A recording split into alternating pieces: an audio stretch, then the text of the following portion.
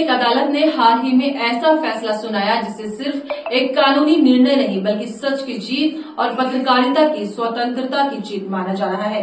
Rohini court की district जज आशीष अग्रवाल ने उस एक तरफा आदेश पर रोक लगा दी जिसमें पत्रकारों, यूजर्स और मीडिया संस्थानों को अडानी ग्रुप से जुड़े कंटेंट हटाने का निर्देश दिया गया था। आदेश देने वाली निचली अदालत ने पत्रकारों का पक्ष सुने बिना ये फैसला दिया था जो कानून और नैतिकता दोनों के खिलाफ था। अब सवाल ये है कि आखिर सरकार को किस बात की इतनी जल्दी थी। सूचना और प्रसारण मंत्रालय ने जिस तेजी से नोटिस भेजे और 36 घंटे के भीतर वीडियो लेख हटाने का फरमान सुनाया, वो किसी प्रशासनिक कार्रवाई की तरह तो बिल्कुल भी नहीं था। ऐसा लगा जैसे सरकार खुद किसी निजी कॉर्पोरेट समूह की वकील बन गई। शुक्र है कि इस बार एक जज ने कानून और संविधान के रास्ते को चुना है। ये कोई मामूली फैसला नहीं है। ये फैसला दिखाता है कि जब सरकार और बड़ी कंपनियां मिलकर लोकतंत्र की आवाज को दबाना चाहती है, तब भी कुछ लोग न्याय और सच्चाई के साथ खड़े होते हैं। कोर्ट ने साफ कहा कि जिन लेखों और वीडियो को हटाने का आदेश दिया गया है वो पहले से ही सार्वजनिक डोमेन में थे, यानी वो जानकारी पहले से लोगों के बीच मौजूद थी। फिर अचानक उन्हें हटाने की इतनी जल्दी क्यों दिखाई गई? सरकार की भूमिका पर इस पूरे मामले में सबसे ज्यादा सवाल खड़े होते हैं। सूचना और प्रसारण मंत्रालय ने कोर्ट के आदेश के मिलते ही 36 घंटे के अंदर कार्रवाई का अल्टीमेटम जारी कर दिया था। क्या मंत्रालय का काम अब कॉर्पोरेट समूह के आदेश को मानना रह गया? क्या बात सरकार पत्रकारों से नहीं उद्योगपतियों से डरती है? सवाल उठता है कि आखिर अडानी से ऐसा क्या रिश्ता है जो सरकार को इतनी घबराहट हो रही थी। चारों पत्रकारों रवि नायर, अबीर दास गुप्ता, आयुष्कांत दास, आयुष जोशी द्वारा दायर याचिका पर सुनवाई करते हुए रोहिणी डिस्ट्रिक्ट कोर्ट ने ये आदेश दिया। इस दौरान उन्होंने कहा कि कंटेंट लंबे समय से सार्वजनिक डोमेन में था, इसलिए सिविल जज उनको कंटेंट हटाने का निर्देश देने से पहले पत्रकारों को सुनना चाहिए था। लाइव लॉग की खबर के मुताबिक रोहिणी कोर्ट के डिस्ट्रिक्ट जज आशीष अग्रवाल ने 18 सितंबर की सुनवाई के दौरान ये कहा, ये संभव नहीं है कि हटाए गए कंटेंट को फिर से बहाल किया जाए, इसलिए मेरी राय में निचली अदालत को पत्रकारों को सुनवाई का मौका देना चाहिए था और बाद इसके अडानी ग्रुप की मांगों पर फैसला लेना चाहिए था। ये आदेश टिकने योग्य नहीं है, इसलिए मैं इसे रद्द करता हूँ। दोनों पक्षों की सुनवाई के बाद मामले को नए सिरे से तय करने के लिए अदालत को वापस भेज दिया गया है। रविश कुमार, ध्रुव राठी, आकाश बनर्जी, अजित अंजुम जैसे नामों को भी इस एक तरफा आदेश में घसीटा गया था।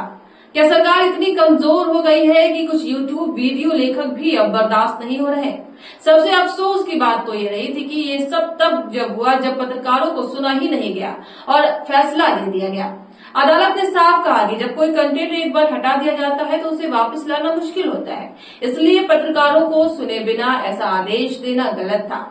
सोचिए, अगर ये फैसला ना रुकता तो शायद भविष्य में कोई भी रिपोर्ट सरकार या किसी उद्योगपति को नाराज कर दे तो उसे बिना सुनवाई के हटाया जा सकता था।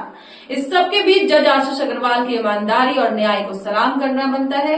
ऐसे समय में जब ज्यादातर संस्थाएं सरकार के दबाव में आ जाती है या चुप्पी साध लेती है, उन्होंने साफ शब्दों में फैसला लिया। उन्होंने न सिर्फ निचली अदालत की गलती को सुधारा बल्कि ये भी दिखाया कि हर जज बिकाऊ नहीं होता। ऐसे फैसले ही लोकतंत्र को जीवित रखते हैं। अडानी ग्रुप पर सवाल उठाना अब गुनाह बनता जा रहा है। सरकार की कोशिश होती है कि कोई भी उनके खिलाफ ज्यादा बोले तो उसे चुप करा दिया जाए।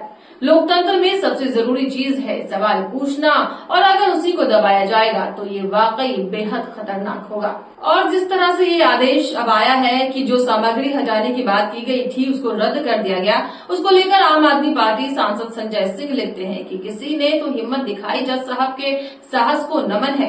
इन सब बातों के बीच सबसे बड़ी बात जो उभर कर सामने आई है वो है डिस्ट्रिक्ट जज आशीष अग्रवाल का साहस। एक तरफ सरकार की जल्दबाजी, दूसरी तरफ एक विशाल उद्योगपति समूह का दबाव और उनके सामने एक जज जो संविधान, सच्चाई और न्याय के साथ खड़ा रहा। उन्होंने साफ कहा कि जब तक पत्रकारों को सुना नहीं गया तब तक किसी कंटेंट को हटाने का आदेश देना टिकाऊ नहीं हो सकता, और यही सच्चाई है। ये फैसला न सिर्फ एक कानूनी गलती को सुधारा गया बल्कि सरकार और उद्योगपति के सामने डटकर बताया गया कि जो गलत है वो गलत है। पत्रकार देश की आवाज है और जो पत्रकार सच्चाई दिखा रहे हैं उन्हें दबाया नहीं जा सकता।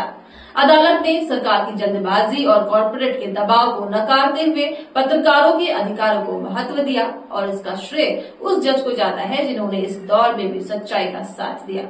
जब ज्यादातर संस्थाएं झुक चुकी है, कुछ बिक चुकी है, तब भी ऐसे न्यायाधीश उम्मीद जगाते हैं कि सच अभी भी जिंदा है। खैर दोस्तों, आप लोगों को क्या लगता है इस वीडियो को लेकर? अपनी राय जरूर दें। देखते रहें कैडी न्यूज।